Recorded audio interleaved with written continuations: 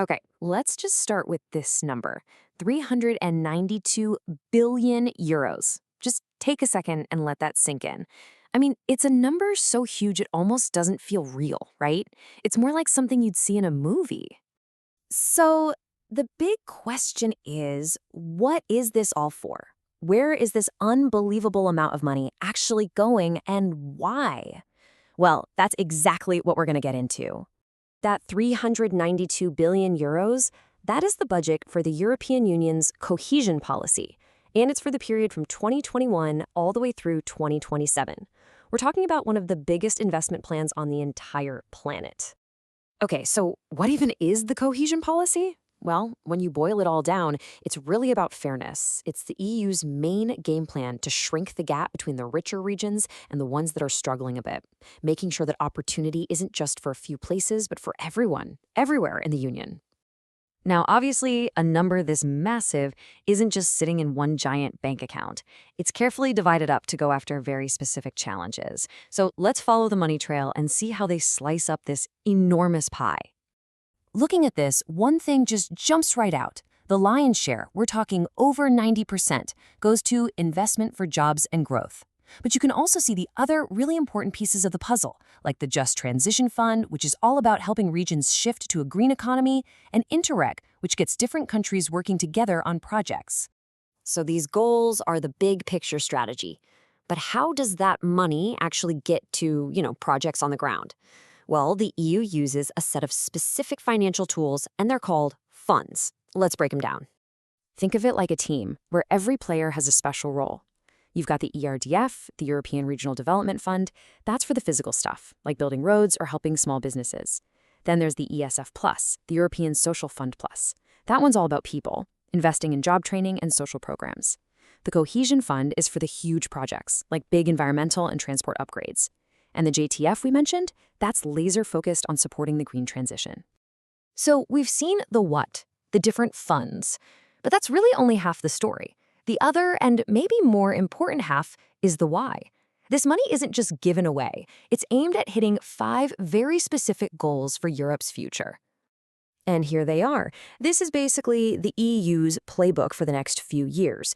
They want to build a Europe that's smarter through new ideas and tech, greener with a focus on sustainability, more connected with better transport and internet, more social by fighting inequality, and finally, a Europe that feels more connected to you, the citizen, by giving local areas more power. This is so cool because it shows you how it all fits together. See?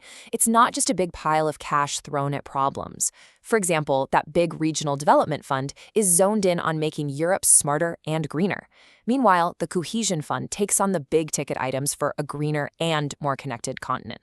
The whole system is designed to work together. Okay, so this all begs a very practical question, right? With a budget this huge, who's actually getting the most money? Let's take a look at how this is all spread out across the map. And the numbers are pretty clear. 3 countries really stand out at the top of the list. Poland gets the most, followed by Italy, and then Spain. These countries are getting the largest shares to help supercharge development in their regions that need it most. So why them? Is it just random? No, not at all.